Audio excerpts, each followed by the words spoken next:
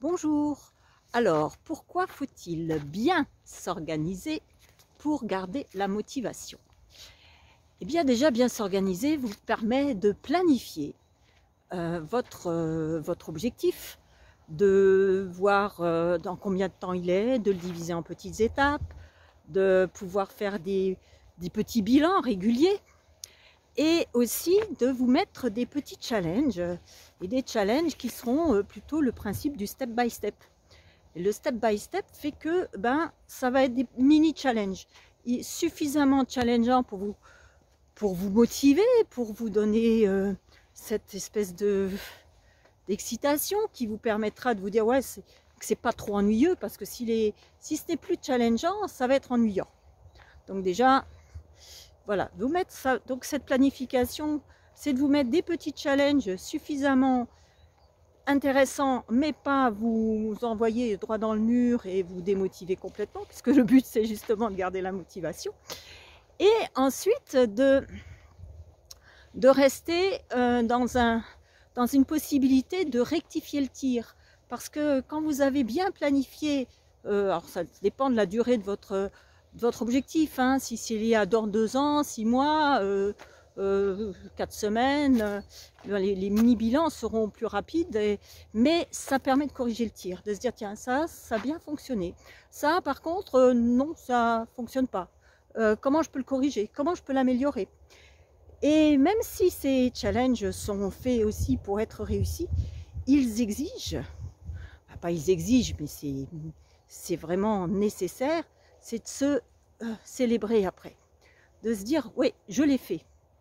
Je l'ai fait, j'ai été au bout de ce petit challenge, parce que c'est vrai qu'on a toujours eu l'habitude d'être jugé dans le négatif. Vous savez, les fameux peut mieux faire qu'on s'est pris à l'école régulièrement, ou c'est jamais assez bien, même quand on est salarié après, avec les bilans, toutes ces choses où on a toujours l'impression d'être jugé, mais jamais jugé dans le bon, c'est jamais assez bien. Donc là, pour une fois, vous allez vous dire, c'est bien ce que j'ai fait, je peux l'améliorer. Et si vous faites face à des échecs, eh bien, de vous dire, non, ce n'est pas un échec. C'est soit j'avance, soit j'apprends. Donc déjà, de modifier votre façon de penser, d'aborder les choses.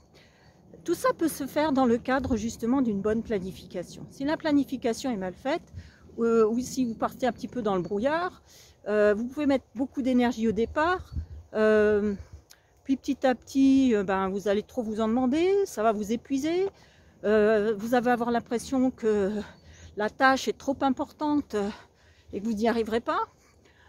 Donc voilà, c'est pour ça que c'est vraiment important d'avoir cette notion de l'agenda, et aussi de ces bilans, cette valorisation de ce qu'on fait, de ces petits challenges qu'on se met, et puis aussi s'accorder le droit à l'erreur. La perfection, elle n'est pas de ce monde. Enfin si, elle est de ce monde, mais en tout cas dans la nature elle l'est, mais peut-être pas ailleurs. En tout cas pas dans les exigences qu'on peut avoir vis-à-vis de nous. Et de se dire, si on progresse, on finit par y arriver. Mais si on progresse pas à pas, hein, si on se met des challenges trop forts, on va se décourager et on va se dévaloriser, et ça va rien donner.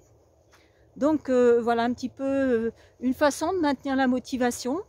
Et puis franchement, c'est très important de réussir à célébrer vraiment nos victoires, de se faire plaisir, ou de pouvoir le noter sur son Facebook, ou peu importe les moyens qui sont importants pour vous, hein, ou de le dire à vos proches, de les faire participer à ce projet aussi pour qu'ils vous encouragent à continuer. Voilà, donc après il y a aussi, si c'est des challenges où à un moment donné il va falloir faire un discours devant tout le monde, où on peut avoir peur de perdre tous ses moyens, eh bien de travailler sur la gestion de son stress, hein, de pas hésiter à faire régulièrement de la relaxation, de la méditation, de se mettre en mouvement aussi, hein, quand je veux dire se mettre en mouvement, c'est par exemple si vous devez apprendre quelque chose, ou si vous devez faire un discours ou autre chose, de vous entraîner dans des lieux différents. de le faire parfois en bougeant, parce que ça va activer des zones différentes de votre cerveau. Et si vous répétez toujours les mêmes choses au même endroit, de la même façon, aux mêmes heures, quand vous allez devoir le faire ailleurs, pour votre cerveau, il aura perdu en plasticité à ce niveau-là, et peut-être qu'il ne va pas le faire, ou ça va vous angoisser, vous n'allez pas y arriver. Par exemple, un musicien qui joue toujours tout seul, eh bien, le jour où il se retrouve en public, et ça c'est une expérience personnelle, eh bien, je me suis complètement décomposée parce que je n'avais pas l'habitude.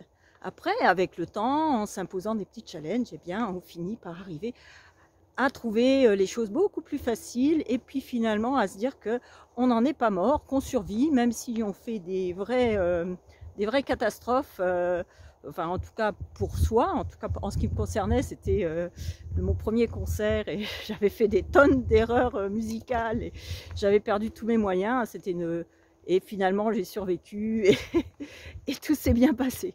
Voilà, et je pense que je m'étais offerte le pire du pire du pire à ce moment-là, et finalement tout s'est quand même bien passé. Ça m'a pas découragée parce qu'effectivement j'avais eu tous les autres musiciens qui étaient là et qui savaient que c'était mon premier concert et m'avaient bien soutenu.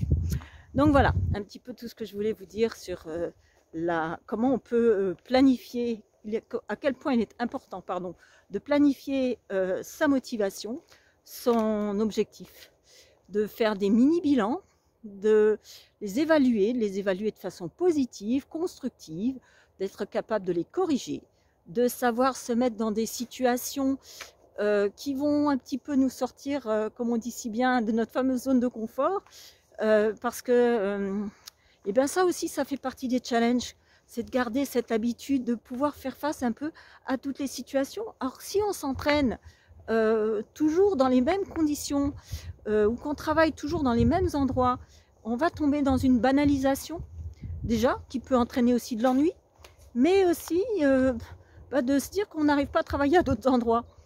Et ça, c'est important, pouvoir faire tout, partout. Apprendre en marchant en plus favorise la mémorisation, donc c'est très bien. Et puis, en plus, ça vous oxygène, comme vous pouvez le constater. Ici, il fait très beau, c'est une très belle forêt, et c'est un vrai plaisir. Si je regarde la caméra, je ne regarde plus où je mets les pieds, donc je vais peut-être me ramasser devant vous, mais c'est ça aussi, oser se challenger. Voilà.